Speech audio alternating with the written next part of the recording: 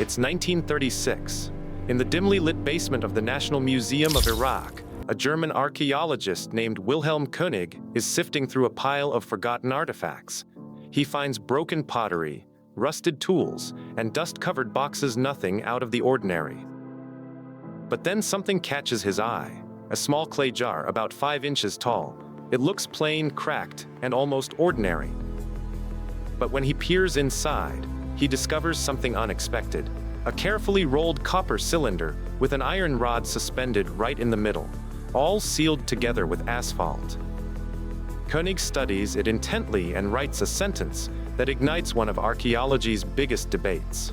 This resembles a galvanic cell, a battery, possibly created between 250 BC and 224 AD, long before modern batteries came into existence. If that's true, everything we think we know about the history of electricity suddenly becomes questionable.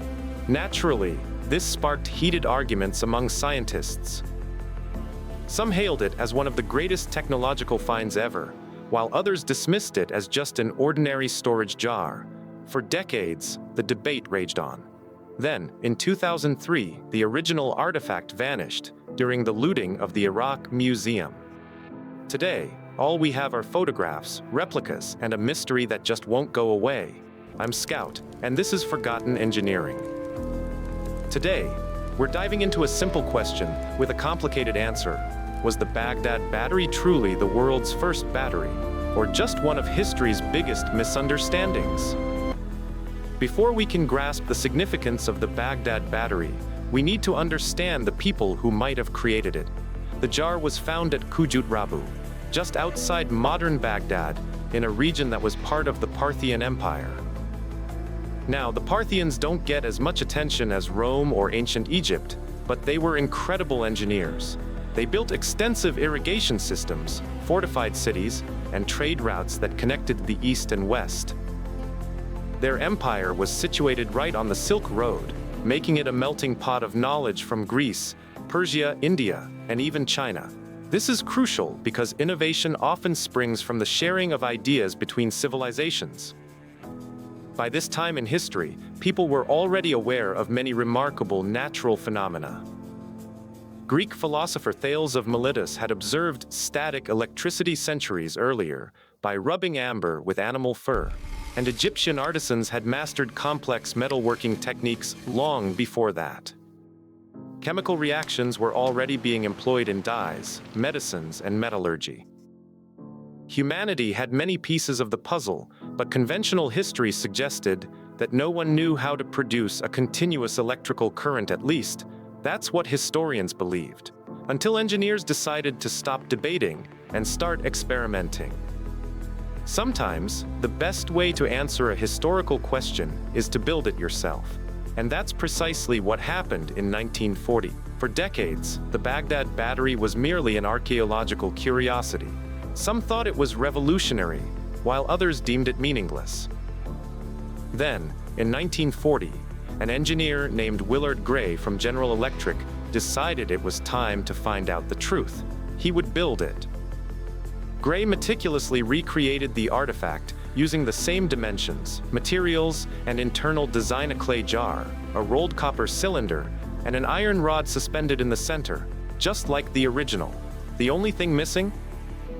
A liquid, because every battery needs an electrolyte. Gray opted for grape juice, not because it was definitely used back then, but because it's naturally acidic, which allows electrons to flow between different metals. He poured the juice into the jar, connected a voltmeter, and waited. The needle moved, approximately 0.87 volts. It wasn't a lot, but it was real. This replica had produced measurable electricity. That single experiment shifted the conversation entirely. No longer was the question, could this design generate electricity? The answer was now a resounding yes. The real mystery morphed into something much more intriguing. Why would anyone have built it in the first place? Over the following decades, researchers replicated the experiment using vinegar, lemon juice, copper sulfate, and other acidic solutions. Most replicas generated between 0.5 and 2 volts, enough for certain small electrical tasks. though not enough to power a light bulb. This raises another question. If ancient engineers really knew how to produce electricity, what were they actually using it for? This is where things get really fascinating. Despite decades of research, no one knows for sure what the Baghdad Battery was used for. There's still no scientific consensus, but three major theories continue to dominate the discussion, each revealing something remarkable about the ancient world. Theory 1. Electroplating. In 1978, German researcher Arne Gebrecht decided to conduct another experiment. He connected replica Baghdad batteries to a silver object submerged in a gold solution. Hours later, the silver was coated with a very thin layer of gold. Electroplating. This principle is still used in industries today. Why does this matter? Because archaeologists have found ancient Middle Eastern artifacts that seem to have surprisingly thin layers of precious metals. Traditionally, these were explained by fire gilding, a dangerous process involving mercury and intense heat. But Gebrecht proposed another possibility. Perhaps some of these artifacts were plated using electricity. It's an intriguing idea, but proving it is another story. Theory 2. Medicine. This one might sound strange at first, but remember history. Ancient physicians were already using electricity, just not from batteries. Roman doctor Scribonius Largus famously recommended electric rays, large fish capable of delivering powerful electrical shocks for pain relief. It might sound bizarre today, but ancient medical texts detail this practice extensively. Some researchers believe the Baghdad Battery could have provided a safer, more controlled source of mild electrical stimulation. Interestingly, the voltage from most replicas falls within the range used by modern low-current therapeutic devices. That doesn't prove the theory, but it does make it scientifically plausible. Theory 3. Religious ceremonies. Several similar jars have been discovered near what seems to have been a sacred site. Imagine stepping into a temple, and a priest invites you to touch a mysterious metal object. You feel a slight tingling sensation, unexpected and almost supernatural.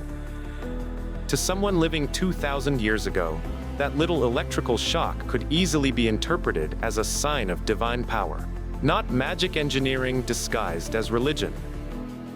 It's a fascinating possibility, but like the other theories, it has yet to be conclusively proven. Now, let's be fair. Every good mystery deserves some skepticism, and in this case, the skeptics have some strong arguments. One respected voice is Dr. Paul Craddock, a leading expert in ancient metallurgy at the British Museum. His stance is clear. There's no direct evidence that the Parthian Empire understood electricity.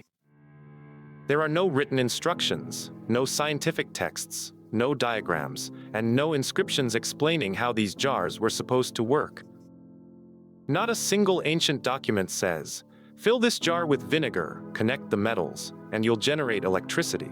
The absence of evidence is significant. Craddock also challenges the electroplating theory. Modern lab analyses have examined many artifacts once believed to be electrically plated, and most weren't. Instead, the gold layers align with traditional techniques like fire gilding, which require remarkable craftsmanship, but no electricity at all. Then there's another crucial question. If these jars were truly batteries, where are the wires? Where are the electrical tools? Where are the workshops related to this technology? None have ever been found. From a skeptical perspective, the simplest explanation is often the most likely. The Baghdad Battery wasn't a battery. It was just a storage vessel, perhaps, for sacred scrolls or valuable objects. Similar clay jars have been found throughout the region, sometimes without any metal parts at all. Could the copper cylinder and iron rod simply be structural components?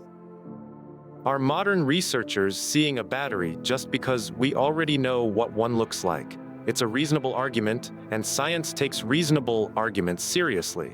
But there's one problem, actually, several. If the artifact was merely a storage jar, why was it crafted with such remarkable precision? The iron rod sits almost perfectly centered inside the copper cylinder, not touching or leaning against it, carefully positioned.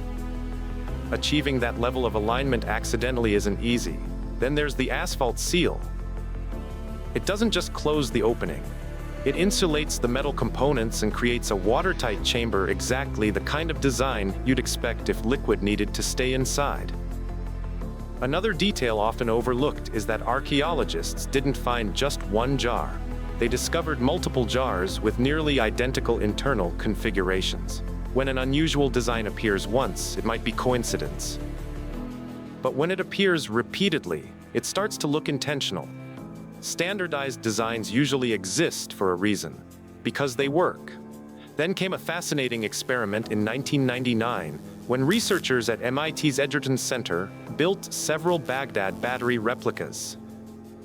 Instead of testing just one, they connected multiple jars together in series, just like modern batteries. The combined output exceeded 4 volts, stable and continuous enough to conduct simple electroplating experiments. Does that prove the ancient Parthians understood electricity? Not at all. But it does show that the design was capable of producing usable electrical current. Whether its creators understood the science behind it or stumbled upon it through experimentation remains one of history's greatest unanswered questions. And perhaps that's the most captivating aspect of this entire story. The real mystery isn't just about electricity, it's about human curiosity itself. At its core, this debate isn't just about a clay jar, it's about how we perceive history. Many of us think of technological progress as a straight line. One discovery leads to another, knowledge expands, civilizations advance, and nothing significant gets lost. But history isn't that straightforward. Sometimes, knowledge disappears. Libraries burn, empires collapse, trade routes vanish, and entire civilizations fade away, taking generations of ideas with them. The Baghdad Battery forces us to confront an uncomfortable question. What if ancient engineers stumbled upon something extraordinary, and the world simply forgot it? Not because it wasn't important, but because there was no one left to preserve it. We've seen this before. In our previous episode, Roman concrete challenged everything we thought we knew about ancient construction material, so durable that modern scientists are still trying to understand why it lasts for thousands of years. Now we have another artifact that may or may not have generated electricity. Different civilization, different technology, but the same lesson. History is filled with knowledge that didn't survive, not because it failed, but because humanity did. Perhaps the biggest mistake we make is assuming our ancestors were less capable than we are. They lived under the same laws of physics and observed the same natural world. Like every engineer throughout history, they sought solutions with the tools they had. Maybe they didn't grasp electricity the way we do today, but curiosity isn't confined to one generation. It belongs to all of us. Sadly, the original Baghdad Battery might never provide answers to these questions. During the looting of the Iraq Museum in 2003, thousands of priceless artifacts disappeared, including the original Baghdad Battery. Without it, many modern scientific tests can never be conducted. What remains are photographs, replicas, experimental evidence, and a mystery that still divides archaeologists nearly 90 years after its discovery. So, was it truly the world's first battery? The honest answer is we don't know, and that's what makes it so intriguing. Science isn't about pretending to have all the answers. It's about following the evidence, even when it leads to uncertainty. Sometimes, the greatest discoveries aren't the ones that solve a mystery. They're the ones that remind us of how much we still don't understand. But if you think the Baghdad Battery challenges everything we know about ancient technology, wait until you hear about our next discovery. In 1901, a group of sponge divers exploring a shipwreck near the Greek island of Antikythera found what looked like just a corroded lump of bronze. It went unnoticed for months, until someone took a closer look. Hidden inside were dozens of precision-cut bronze gears, not a clock, not an astrolabe, but a machine capable of predicting eclipses, tracking planetary movements, and modeling the heavens with astonishing accuracy more than 2,100 years ago. Nothing this mechanically sophisticated would appear again for over 1,000 years. One discovery challenges the history of electricity. The next challenges the history of computation itself. I'm Scout, and this is Forgotten Engineering. If you enjoy exploring the technology's history almost left behind, subscribe, and I'll see you in the next mystery.